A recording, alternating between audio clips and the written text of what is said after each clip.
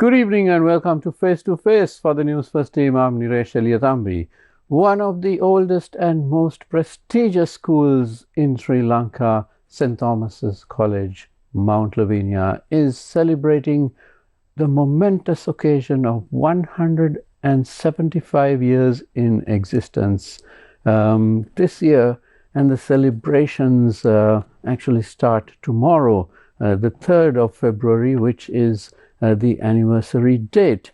And I am delighted to welcome to our studio this evening Asanka Perera, who is the Warden of St. Thomas's College. Warden, good evening and welcome. It's a pleasure to have you. Good evening, Nish. Pleasure to be here. Thank you very much. Right. So 175 years, Warden. That is indeed quite extraordinary. There are very few schools in Sri Lanka which have that kind of record. How do you feel about this proud achievement? Well, it's very proud indeed. As the school was started in 1851, and having lasted so many years for the 175th year in 2026. It's a fabulous experience because there is so much of history that brings the college together. From days back in Mutwal till today, we have had many prestigious individuals who have come out of school, who have done well for society, and we are proud of everything they've accomplished. And so having that history behind us is something very valuable for the college today. However, we don't rest on past laurels. We look at St. Thomas's using tradition, using our time, everything we've learned so far, and how we're going to implement that into the future, and where St. Thomas's can go and still be relevant in society, in this country, in the world, as a prestigious and an important school. Wonderful. So a very forward-thinking vision indeed. But let's go back to the beginning. You mentioned Mutwal, and not many people outside of St. Thomas's College probably know that the original location was not Mount Lavinia, but Mutwal. And would you like to tell us a little bit about this, Warden? Yes, Dinesh. So the school was started, as I said, in 1851 on the 3rd of February by the first Bishop of Colombo, Bishop James Chapman. And having initially set his eyes on Mount Lavinia as the original location for the school, it was just not affordable at the time. And so he had to settle his eyes on in Mutwal, where the School of St. Thomas's was actually built, and it remained there for around 67 years. It was only in 1918 that the school had to be transplanted to Mount Lavinia, and this again was due to various reasons, but mostly because of the fact that there was the coal dust from the ships was affecting the students. Every morning they would come and find layers of dust on the desks and chairs, and they didn't have a choice because it was unhealthy for the children to breathe in this air, that they decided to move the school. And so it was as if the school was coming home when our founder initially had his vision on Mount Lavinia, when the warden at the time, Warden Stone, when he transplanted the school from Mutwal to Mount Lavinia. It was as if St. Thomas's was coming home to its original location of Mount Lavinia. Extraordinary. So, the vision of Bishop Chapman to have it in Mount Lavinia, and then finally it ends up there. Correct. Of course, Bishop Chapman wouldn't have been around of course. At that time, but perhaps he was watching from somewhere. Was. Yes. So what about after moving to Mount Lavinia, Warden? Take us through the developments, and it has been over 100 years, from 1918 to the present day. Yes. So I would gather that the school in 1918 would have been quite different, so it would have expanded quite a bit, the buildings and so on. Tell us a little bit about all of that. Yeah, so when St. Thomas's moved to Mount Lavinia, we just had two buildings. The two buildings are still standing. One was a classroom block, and the other one was a science laboratory. And everything else was thatched houses, which just housed people, children of the time, perhaps even a small dining hall and a small chapel at the time. And so it was many years of development that has now brought St. Thomas to where we are right now. So from 1918, from the two buildings, we now have expanded. The chapel came in after that in 1927. A little bit later, we had the main hall was built, and classroom blocks were built, and so on and so forth. So from what started off with a mere few students is now a school of 2,800 children. 2,800.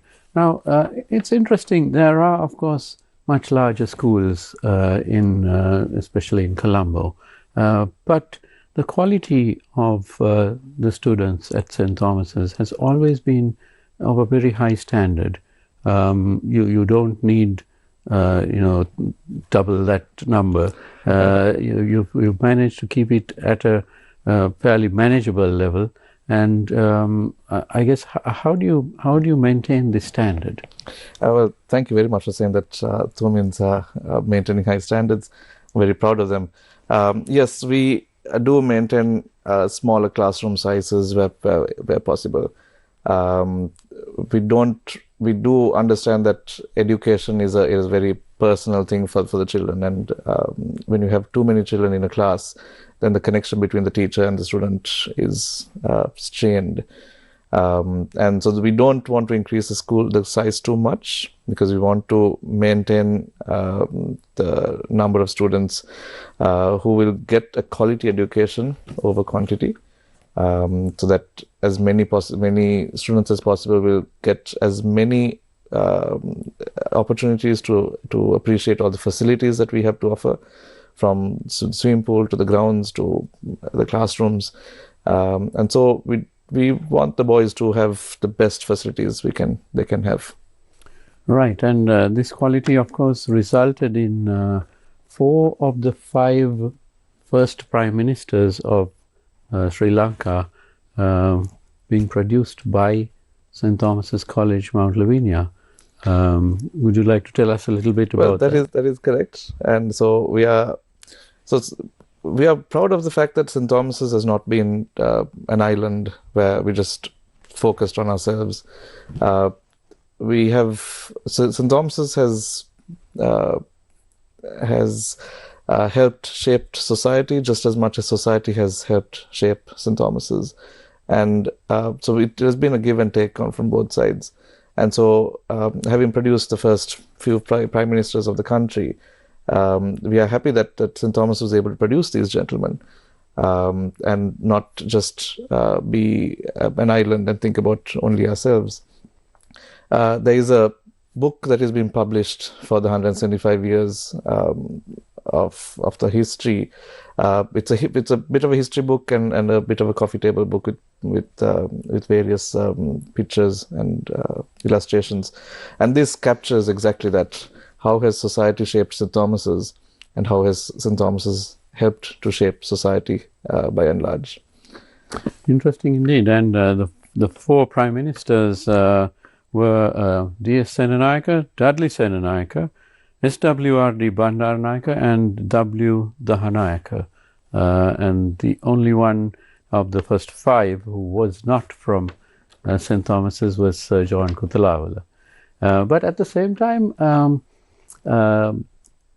the distinguished alumni of St. Thomas's College spanned the entire gamut. There were a lot of the leftist leaders of the time, like Dr. N.M. Perera and so on, I believe were also from St. Thomas's. So clearly a wide discourse on society and politics is encouraged in your school. That's absolutely right, and that's one of the points this particular book also harps on.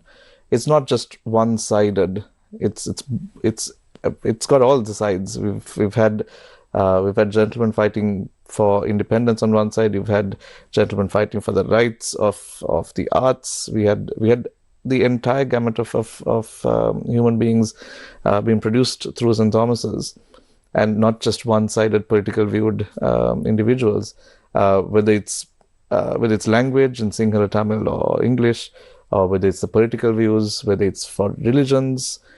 We do encourage a pluralistic society within the school, because we believe that it is a pluralistic society that exists outside the school. And so as we are producing young gentlemen to society and to the world, this is where we come in. This is where we insist on children being able to move with children of other races, of other religions, of other languages, so that you learn from each other, you communicate with each other, and be able to finally take that out into society as all-rounded human beings. Right, and you mentioned the arts. I believe the famous author Michael Onurtche, who won the Booker Prize, was from St. Thomas's That's College. Right. That's right. Right. So quite a lot of distinguished gentlemen coming from there, but also distinguished sportsmen. I think there was a time when many in the Sri Lanka cricket team were actually from St. Thomas's College. Would you like to tell us a little bit about? Well, that is correct. So, as I said, we're looking at producing an all-rounded gentleman, an all-rounded human being into society, and so part of that is not just education. Education is important, but education is only one-sided. But there is the physical improvements of a child, which is doing sports and other extracurricular activities. The spiritual growth of a child is important to us. And so when you nurture all that, you end up having people who excel in one or two of those fields.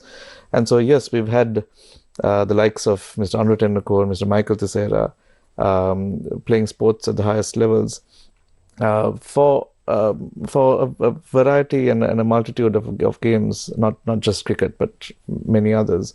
And so that is important to us, because that just proves to us that we are doing something right, because we're producing these gentlemen who are all-rounded and someone who can take the name of Sri Lanka to the next level. Interesting indeed. Now let's talk a little bit about the celebrations, Warden.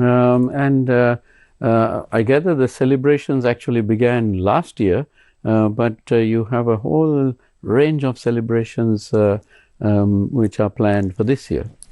That's correct. So the 3rd of February of 2026 is our anniversary, the 175th anniversary. But in remembering that, we started our celebrations last year.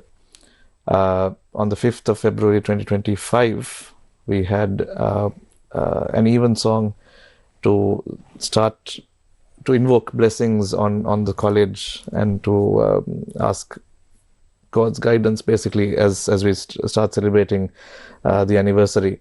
And so that started off in Mutwal itself, the location in which our old school was. The church of the Christ Church, I believe, is at Mutwal, is the church which was part of the school. And so we started the service there. That moved on to a few events taking place last year. We had a all-island competition for essay writing, for oratory, and we also had a all-island competition for innovation and entrepreneurship last year. These are 3 events which took place last year. But this year, we come into the actual celebrations of starting from the 3rd itself. That's tomorrow. We will start off with a service in the chapel, moving on to the opening of an archives museum. That would be very rich in Sri Lankan history, not just the college history. That is correct, yes. So archives are important to us. We have a good collection of books because we boast, I think, having the oldest magazine, school magazine in history. And so yes, so we will open the museum, and we will have a commemorative issuance of a stamp and a first day cover, and move on to the laying of a foundation stone for a new building that is to come up, followed by the Founders Day Assembly. That's only on the 3rd, so a lot of events taking place. Following which, we will have a few events to celebrate the 175th year. We will have an official book launch. As I said, the publication is coming out, and the official book launch will take place on the 7th of February. So this book traces the history of the school. It does. And the author of that book is Mr. Udita Devapriya, and he has worked with us very closely over the last year and put this book together. The official launch of that will be on the 7th of February. There's a gala dinner planned for the 28th of February, and various sports events taking place throughout the year. 17th of June is a 400 voice choir event that is going to be planned. 400 voices. 400 voices, yes, of schools like ours will join hands together and have a good celebration of music. We have a leadership training program for 175 prefects from schools from across the island in August, and we will move on to have a fair, the Thomian Fair, at the end of the year. Right. So the Thomian Fair, Warden, back in my younger days, although I went to the rival school, the other school, the Thomian Fair was much looked at. It was sought after. Everyone in Colombo wanted to go to the Thomian Fair, but it hasn't been held for some time. It hasn't, due to various constraints. The logistics are a nightmare, so to say, and the putting things together is not the easiest. Just planning that out is not the easiest thing in the world. But we wanted to have it this year to celebrate the 175 years, and to end the year basically end the celebrations with this fair, and so that's why we've put it to December.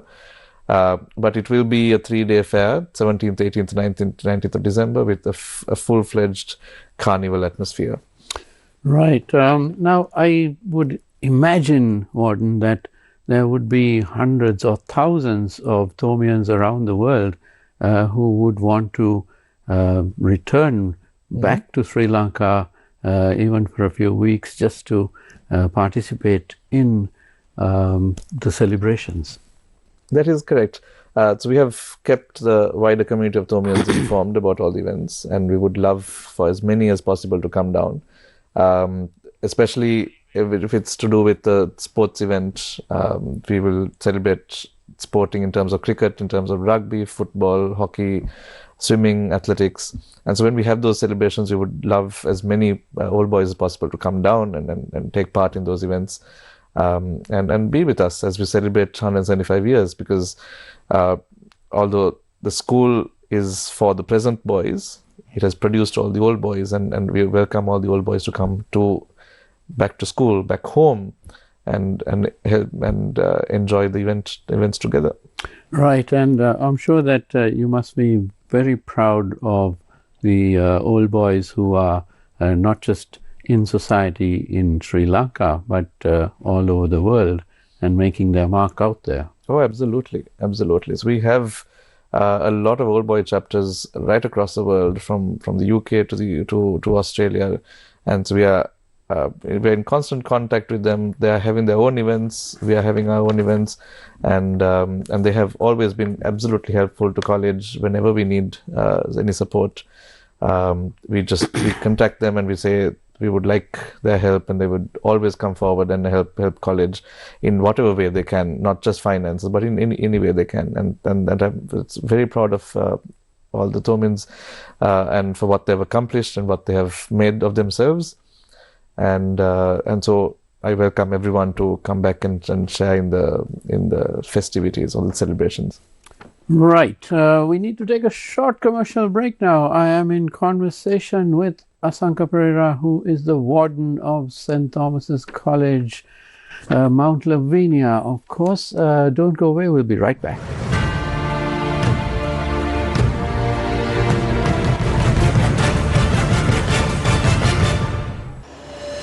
නිකන් ශිරන්ත කියන්න එපා. උඹට පව් පිරේ. ශිරන්ත තුමාණෝ කියපන්.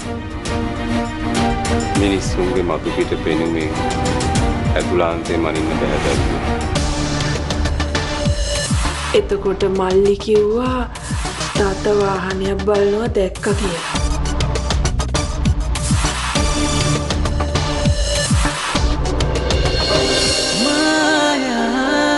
අද රාත්‍රී 8:30ට සිරස ටෙලිතිරයෙන් රන්තය කියන්නේ ඒ ජාති මිනිහෙක් නෙවෙයි.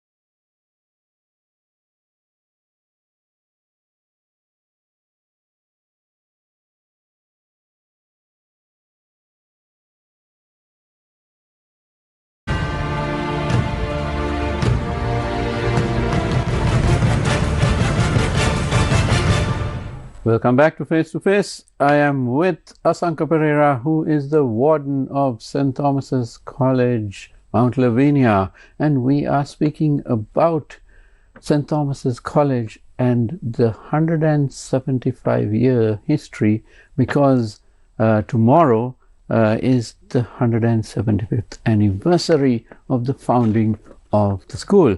Now, warden, let's talk a little bit about the sports history of your school.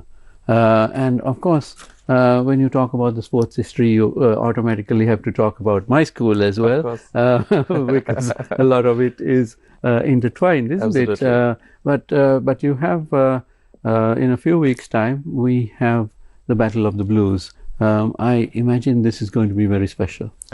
Yes, it is. So this year we are celebrating we'll be hosting the 147th 147. That's a long series, 147th Battle of the Blues between obviously Royal College and St. Thomas's College. This incidentally is the second longest uninterrupted series of matches, second only to two schools in Australia, Prince Alfred and St. Peter's, I think. And that is, so the 147th Battle of the Blues will be played on the 12th, 13th and 14th of March this year at the SSC as usual. This is one of those events where old boys come from across the world to experience and to enjoy the festivities of the day. And so as we're celebrating 175th anniversary of the school, there will be some festivities which will be intertwined. This year's Mustangs Trophy, that's the limited over cricket match between the Royal and St. Thomas's, will take place on the 28th of March. And this year it will be a game that is going to be played under lights at the SSC itself. And so it will be a fantastic event as well, the 49th Mustangs Trophy. Right, under lights. So that's something spectacular. It is spectacular. It's not the first time. We've had in the past as well, but it is definitely one after many years. I think 2016 was the last time we had one. And so this year, to have it under lights will be a new experience for most of the children who are now in school. Right. And Warden, St. Thomas's, it's not just about cricket. There are so many other sports where the school has excelled in. Would you like to talk a little bit about those? Yes. So we are happy to offer about 28, 29 sports inside in the school. From cricket to rugby to football, hockey, rowing, sailing, fencing, karate. There's a whole portfolio of 28, 29 sports in the school. One of the big ones, one of the more recent ones is actually karting, go-karting. And so we are proud to say that we are probably the only school which offers go-karting as a sport in the school. And very recently, we've had a inter-house event for the first time in the country, where we had about 80 students who took part from the age of 11 right up to 19, where they raced and had got the experience of racing. And this was thanks to the OBA also helping out and organizing this event. So a few of our boys, a team of 4 boys, went to Dubai and took part in races. So we offer as many sports as possible because we want the children to have a variety of facilities, a variety of options where they can choose and they can excel in each of those fields. Right. You mentioned the OBA, Warden. Would you like to say a few words about how the OBA has supported the school through the decades and especially now? The Old Boys Association is one of the oldest oldest alumni associations in the country for sure, but maybe even the world, where we've had a very close relationship. The school has always had a very close relationship with the Old Boys and the Old Boys Association, because we work very closely with each other. The school depends on the Old Boys for development, in terms of infrastructure and things like that. While the school looks after itself for the day-to-day operations, when it comes to improvements in the facilities, in the classrooms, whatever, we depend on the Old Boys. And so the working closely with the association and the Old Boys helping out is very important to us. And having said that, the Old Boys Day is scheduled for the 14th of February. Yes, it is Valentine's Day, but it's a good day for the Old Boys to come to college. We have a traditional lunch where the Old Boys are invited to come and be part of. I host a tea party on the quadrangle for the Old Boys to come and experience life in the college. And so this is another event where Old Boys from across the world come down and they experience the various performances being done by the students of the school, helping to enrich the experience of a return to school. So working closely with the OBA is an important thing to us. As Old Boys, as ourselves, we believe that we owe a debt of gratitude to St. Thomas's, to alma mater, who's looked after us, who's molded us for in our 14 years in school.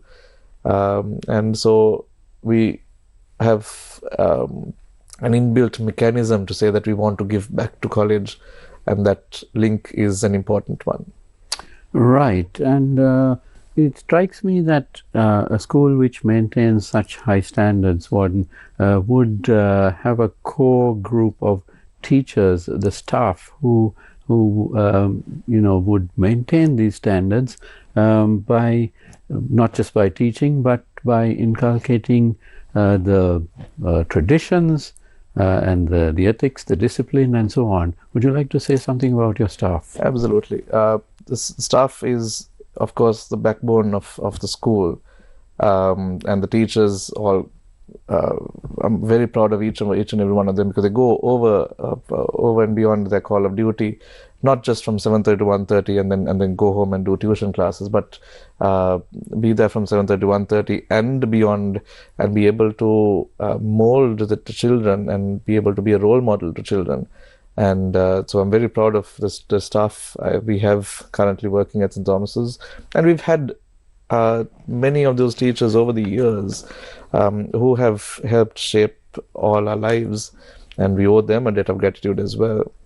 And so the present boys are lucky to have a group of teachers who are dedicated to the college and to them, to be able to teach them and to be able to mold them as they grow into becoming young gentlemen in the world.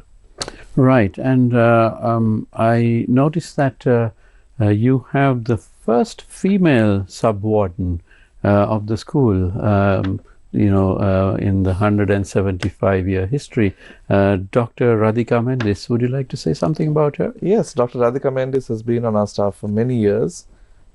She has been a divinity teacher. She's been the head of the arts section, the local level arts section, and she comes with a wealth of knowledge and experience. And so, yes, we've broken the mold. No one can say that St. Thomas's are gender biased. We've broken the mold, and we've appointed a lady as a sub-warden, and she's an absolute strength to me because she looks after the education and the discipline and the tutorial staff in that sense, so that the school can then move forward and always improve. And so last year she and I were appointed as acting capacity, and this year we were both made into a permanent capacity. So she is now the sub-warden and I the warden, and so we work in a very close partnership, taking the school forward. Right, and you obviously have to follow in the footsteps of some remarkable gentlemen who have been wardens. You are the 20th warden, and so you have had 19 distinguished gentlemen before you. Would you like to tell us a little bit about that history? Well, absolutely. 19 wardens before me, and every single warden has shown leadership and improvement to the school. I won't be able to name all 19, unfortunately, but I stand on the shoulders of giants. I've said this in my speech as well. I stand on the shoulders of giants who have built this school to where it has come to right now. My immediate predecessor, Reverend Mark Billy Moria, served as warden for 10 years and sub-warden before that. And so he steered the school through the most difficult times of COVID and the economic crisis and the bombings in 2019. When school went into closure, where we've not had to experience that at all. All schools stepped up, yes, but through the leadership given by Warden Mark, we were able to come out of it on top. We were one of the first schools to get education online during that time, and with his experience, with the experience from the wardens before us, we are now in a place, and I am now committed to taking the school forward into the future, thinking about the next, not just the 1 year, not just the 2 years, not just the 5 years, but we need to start making plans for St. Thomas's for maybe 10 years, 15 years, 20 years, 25 years when we reach 200 years. The school needs to be still necessary. It needs to be current, even in that day and age, in 25 years from now. And so my responsibility is to see how we can steer in that direction.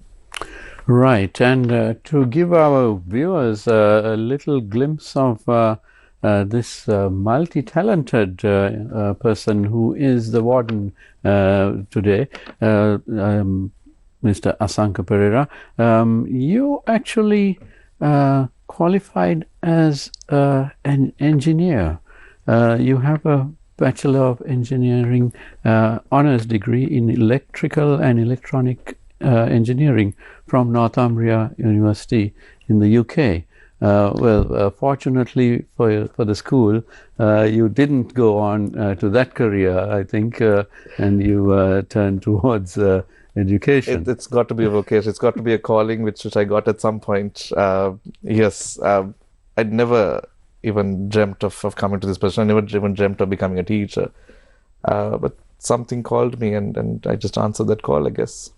Right, and you have among your many qualifications, you have a diploma in management, a diploma in education, management and leadership, and you also have an associate of Trinity College London, ATCL. So you've been musical as well. My passion has been singing. From a very young age, I've been performing, I've been singing, and so yes, I'm proud to have accomplished an ATCL at the young age of 17 years. I was still in school when I did that, and yes, I don't use my talents that often anymore because the work of the warden is too much on the plate. But yes, I've been associated with the choirs like the Revelations. We performed in the World Choir Games and whatnot, and so it's a good passion for me to have, and I now sing for joy. Right, interesting indeed. A warden who has a wonderful voice as well. Right, now warden, let's talk about the future. You mentioned that you want the school to go forward and be strong until 200 years and even further. But what about the immediate future? What can we expect to see from the school this year, next year, over the next 5 years? Well, we need to think about being relevant any year, right? Not just this 1 year, not just this 5 years. We just need to be relevant. So our task now is to think about what the future is going to be, or at least imagine what the future is going to be. That we continue to produce those all-rounded gentlemen, as I said earlier, but keep producing them well equipped to face whatever society they are thrust into when they leave school. Right now, the talk in everywhere is to talk about AI and artificial intelligence. What does that mean for students, for children of this age, when they go out into society? What does it mean when they go into the workplace? So we just need to be careful in how we teach, because the kids shouldn't be learning to just read off a book or memorizing it and regurgitating that at the exam. They need to learn how to learn. They have to learn how to research. And these are all some of the things which we need to work on. I'm not saying we've got it right. We're still working on improving. And some of the things we need to consider in the immediate future is to think of these skills which are required for someone coming into the future, into the society in the next few years. Having prepared that young gentleman who can face any obstacle, any challenge, then that person will be set for life. But they should be able to find a solution themselves, critically analyze it, come up with an innovative idea. And the kids of this age, the younger generation of this age, they are very good at doing that. We just need to help mold that so that when they come out, they'll be set in society. Right. And I gather that tomorrow you are laying the foundation stone for a new building. Mm-hmm. Would you like to tell us about that? So the new building, it's part of a what we call a senior quadrangle, and the first 3 phases of the senior quadrangle were complete, and now we come to complete in the 4th phase of the senior quadrangle project. This is a building that will connect all the A-level sections together, thereby giving room for boys who are passing each other to talk about their own subjects, to be able to have a conversation, to be able to take cross-disciplinary subjects. And it also gives a house for the for us to talk about artificial intelligence, robotics, innovation and creative thinking, critical thinking and creativity. Are things that we need to start helping children to grow in. And this new building is going to be equipped with whatever tools necessary for them to start working with them. STEAM education is one of the talking points these days, and then we are offering that. We have been offering STEM education for a long time, and so this new building is also going to be a house for that. And I'm absolutely thankful to a donor who came forward, in Engineer Nahil Vijaysurya, who came forward with a magnificent and a magnanimous donation to college, which enabled us to put up this building. And so the foundation stone is going to be laid tomorrow, which is the day of our founder, and the building will come up in due course. Right. So that's wonderful to hear. St. Thomas's College moving on forward into the future. And do you expect the school to continue to produce the type of leaders that it did in the past? Not just political leaders, but business leaders and societal leaders into the future? I believe yes. And we must strive to continue to do that. I'm not saying that we are the only school which will produce leaders, but definitely we strive to produce leaders ourselves and just be someone useful to society. It doesn't necessarily mean being the richest or the most powerful, but definitely being someone who is kind to others, to be able to help someone else and to pick them up and move forward. Something society is perhaps lacking in is empathy. We don't think of others, and so be able to produce that gentleman who will be able to do that will be far superior importance in society, and that's the kind of person we're hoping to produce. Excellent indeed, and that would go along with the school motto, I believe. Yes, it is. It does. Esto perpetua. Well, that's about all the time we have this evening. My thanks indeed to Asanka Perera, the Warden of St. Thomas's College, Mount Lavinia, for joining me.